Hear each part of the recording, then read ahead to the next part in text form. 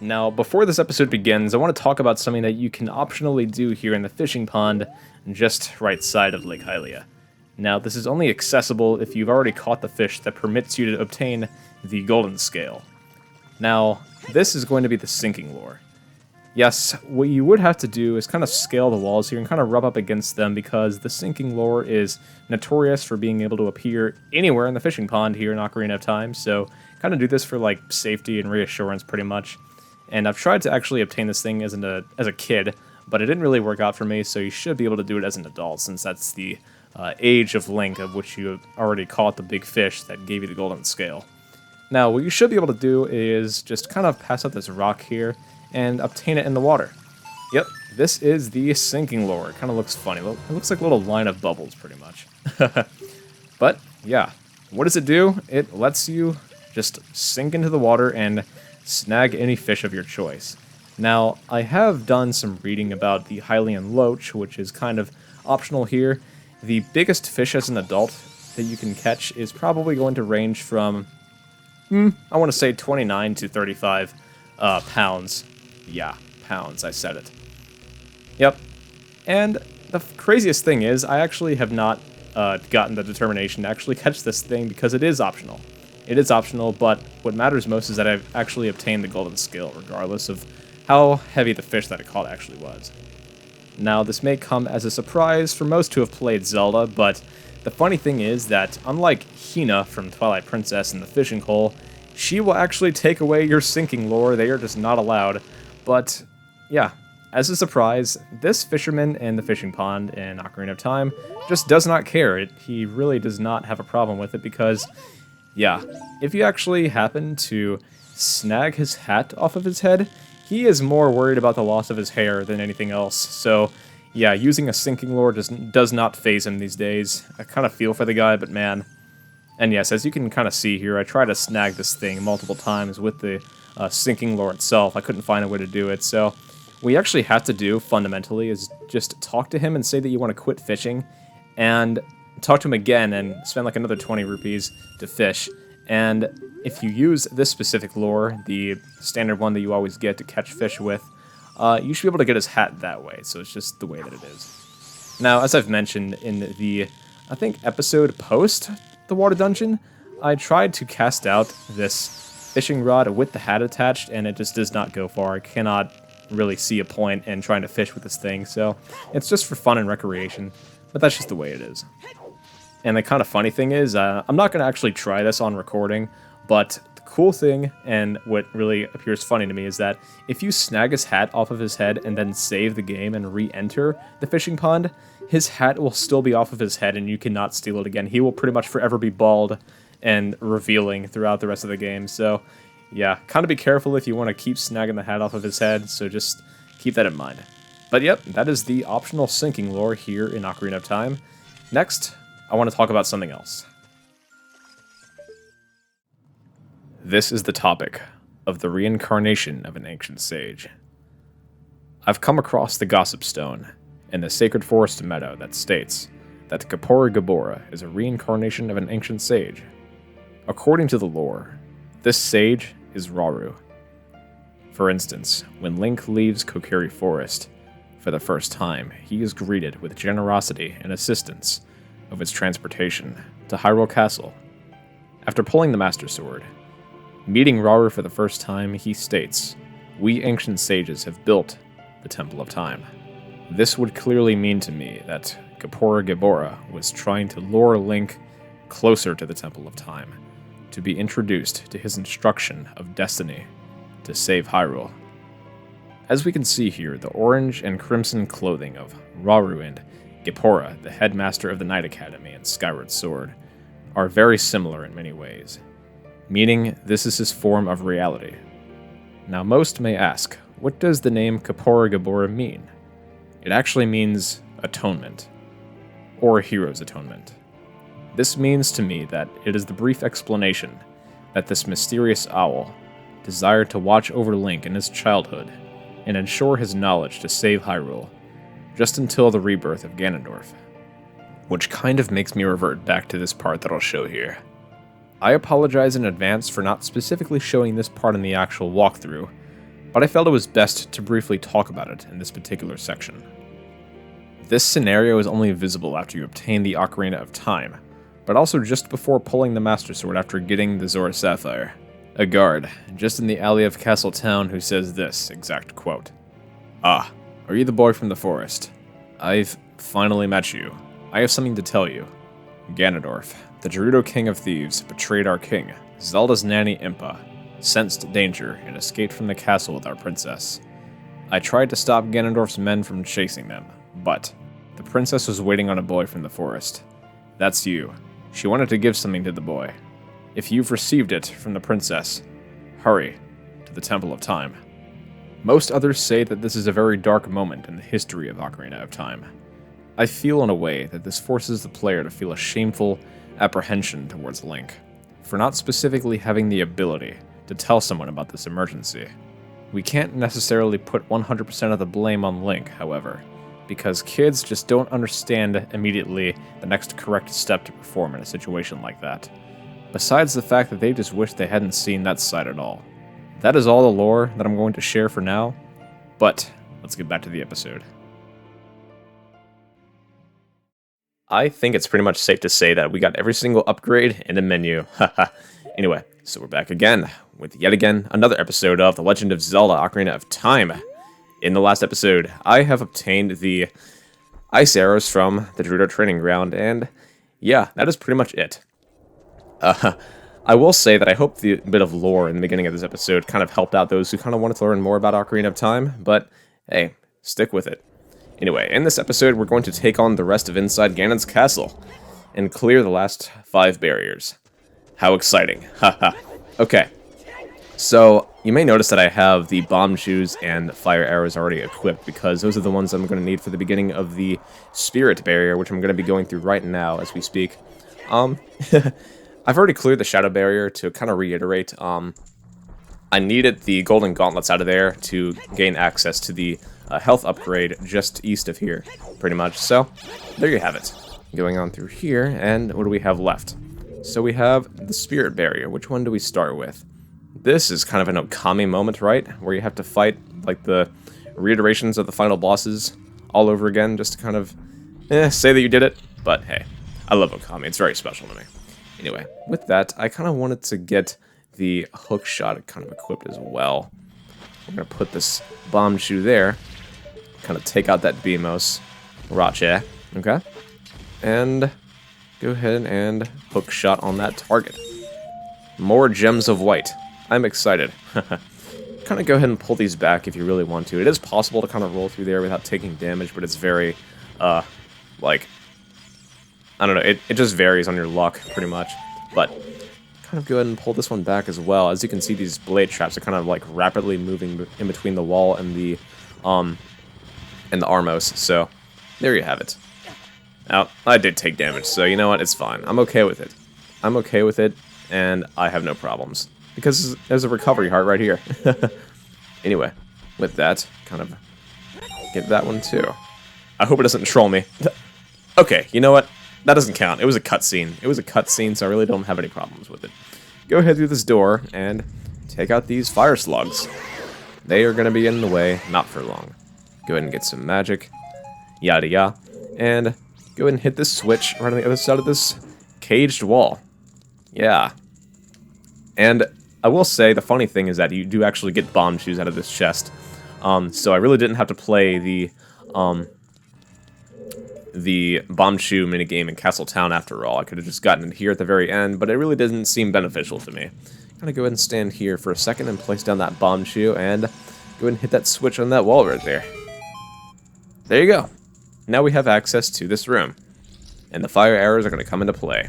And I may as well just go ahead and equip the Master Sword because I do not have the ability to use the Mirror Shield with that equipped. So, the Big Iron Sword, I mean.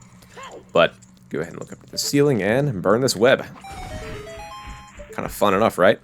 Now, to answer the question, to keep you from having to look through all these suns on the wall, I'm just going to go ahead and give you the answer.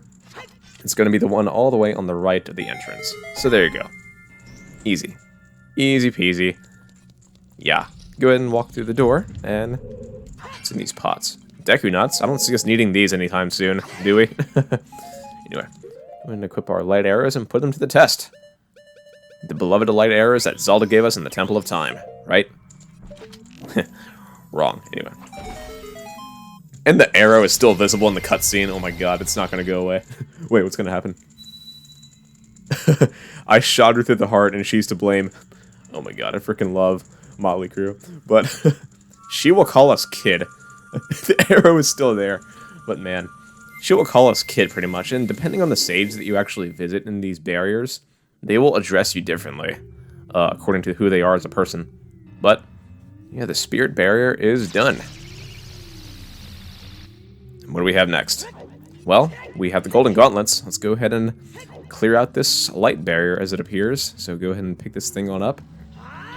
You know, it really does kind of faze me how Link can struggle to like push a giant block, but he can lift one of those no problem.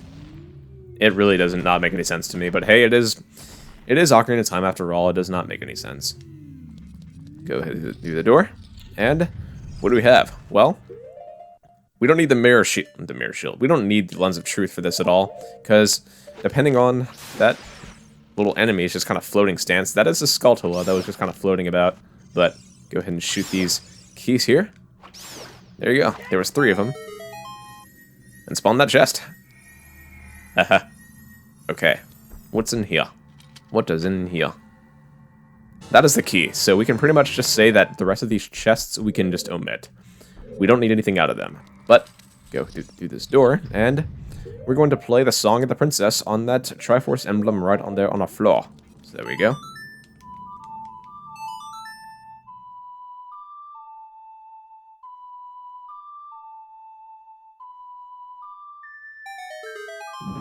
And we have a chest.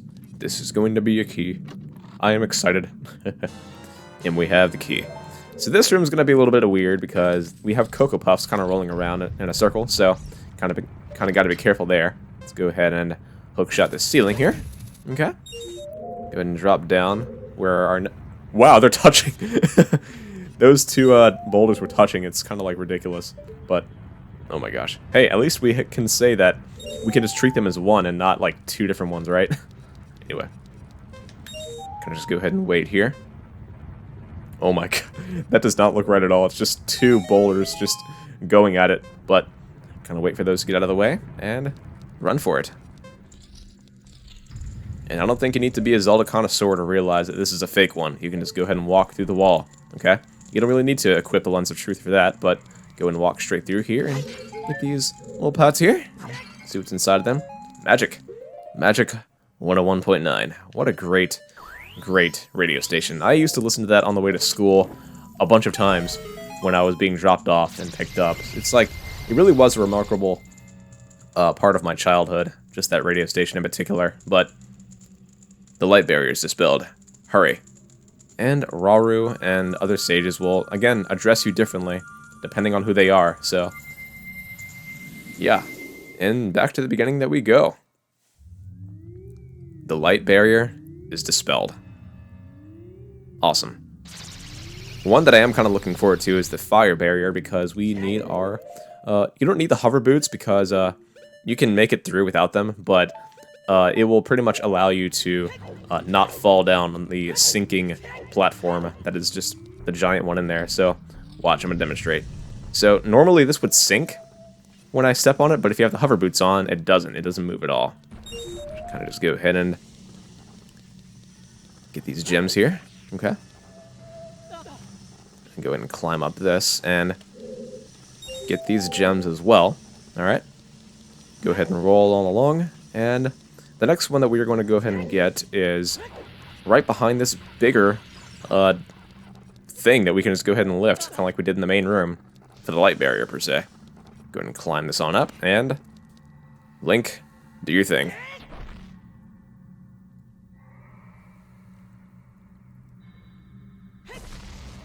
So, you want to be careful in this room, because if you actually do fall in the lava and mess this up, you do have to go ahead and lift that, that boulder again. It really is remarkable. So, if you don't want to watch that cutscene again, be careful, because you will be having to watch it again if you fall in that lava, so be warned.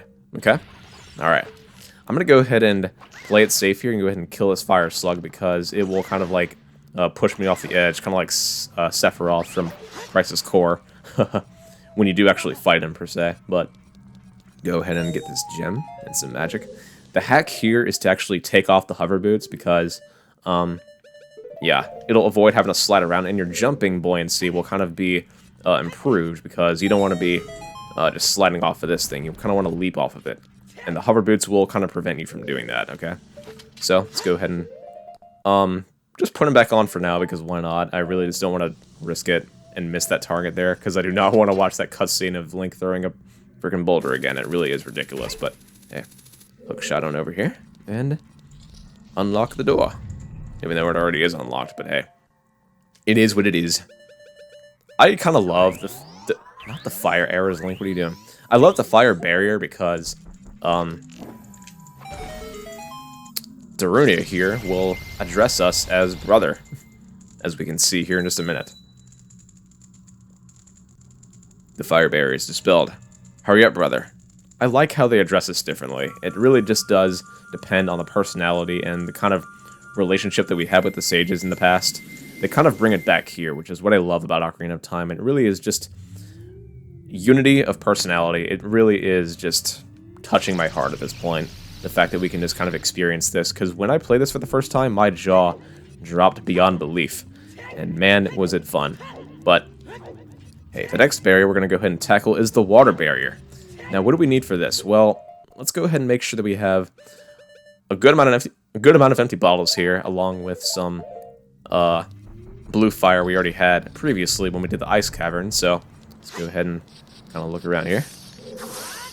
And let's go ahead and get an extra blue fire as well. Okay? Because we're going to need at least 2 of them. 2 of them indeed. Take out these creatures here. Leave me alone. You thought you were going to shoot me, huh? Nope, it ain't going to happen. But, yeah, 2 blue fires is what we particularly need for this area. Let's go ahead and melt this down as well. Okay. I kind of learned this when I had to thaw out King Zora for the Big Iron Sword quest, so blue fire is always of the necessity, isn't it? I can go ahead and take off the fire tunic as well, because I don't really need it anymore. Okay? That, and I can just put on the regular boots as well, because there's nothing to kind of slip on here. Okay? There's 2 blocks in this room. 2 blocks, and you can just go ahead and push this one to that side there. And you want to make sure that it falls on the floor, because we want to use that hole there as a platform. Kind of like the hole never existed. Okay? Let's go ahead and push that way. Okay? Easy enough. Push that way. There will be a fairy in this pot, actually, so let's go ahead and break that on open, if you really want it. And, yep, I don't see myself getting it at all, because it just wants to fly through the wall and avoid me. But that's fine. Fairies were known for avoiding Link anyway, because, yeah. That excludes the great fairies, though. Go ahead and equip the Megaton Hammer for this, because there will be a rusted switch just behind this red ice cube. Or iceberg, like me. Like I would say. But go ahead and melt that down. And there we go. Hit that switch. Awesome. Let's get these light arrows on ready for the next room, because that is pretty much going to be it for the water barrier. Kind of very short. Very short, as if you would say. What kind of magic do we have in these pots? Well, we have health, and we have magic. Easy, right? I wonder how Ruto is going to address us because of the relationship that we had her in the past.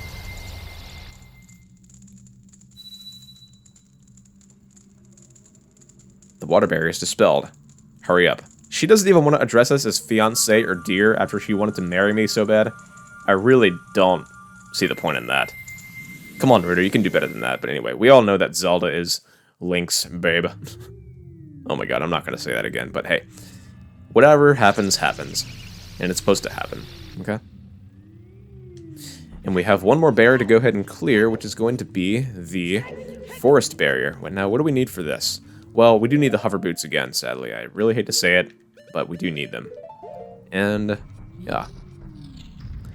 Now, I should have mentioned that I need Din's Fire as well for this room, along with the bow here, so kind of, well, Din's Fire and just the regular bow, because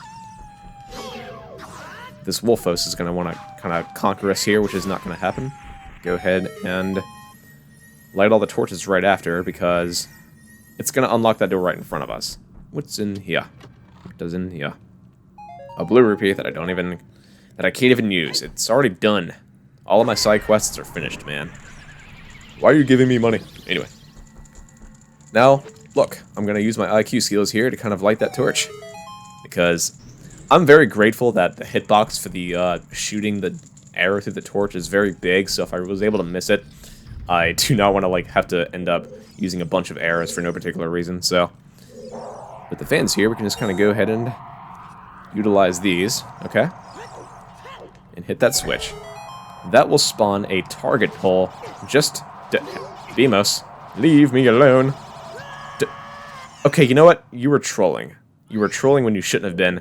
So you know what? For that, thankfully that target pole has already spawned, so I don't have to do it again. I don't have to do it again, but I am going to utilize this platform to take you on out, Beamos. Beamos, come and get it.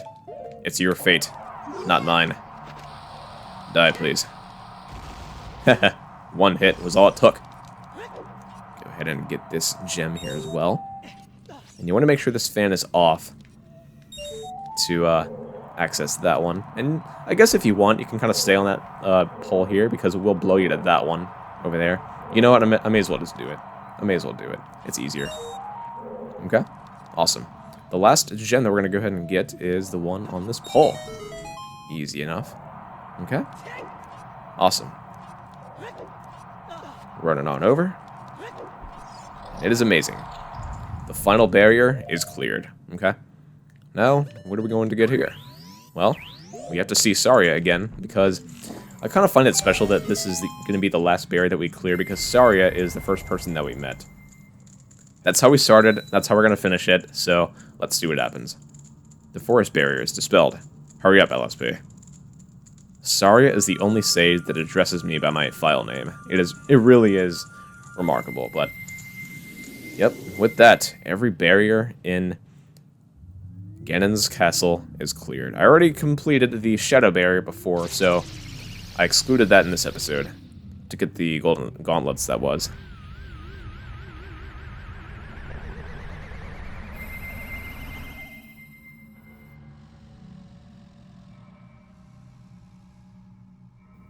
Alright, and with that, we can finally gain access to the inside of the tower.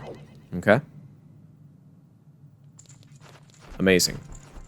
And as we can see and hear by the ominous sounds in the background, that Ganon is just jamming away on that organ back there. You okay, man?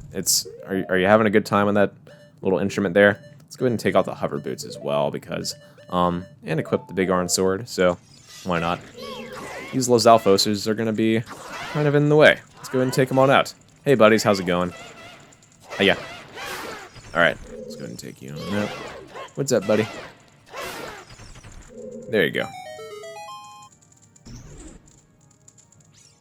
Alright, get some health here as well. And get moving. Now, I will fundamentally point out that there will be a couple of iron knuckles, just ahead here. They will be standing already, so don't kind of mistake them for already sitting, because once you hit them, they're going to immediately strike at you, kind of like that. Just be warned, because they're not sitting like they were in the Spirit Temple. Oh my god, these Stalfoses are giving me a beating. Only when I record, right? It's just the way that it is. Alright. Health? Anybody? And go ahead and crack this on open, and this will be the final big key that we ever obtain in Ocarina of Time. It is a sad day, but let's go ahead and do it. We have the boss key. Now you can get inside the chamber where the boss lurks. Alright? Let's get on up the stairs.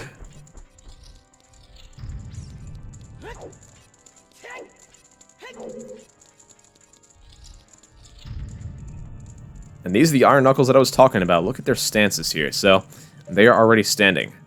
Yep, don't mistake them for already sitting, because it kind of takes them a bit to stand up, and it does take them a while to strike at you that way. But here, just be extra careful. Just watch. Yep, they're automatically striking at me. So go ahead and take one at a time if you really want to be easy with it. So just go ahead and take them on out. Come on. There we go. If you have the big iron sword, this is a plus. So There you go. They're not a problem at all.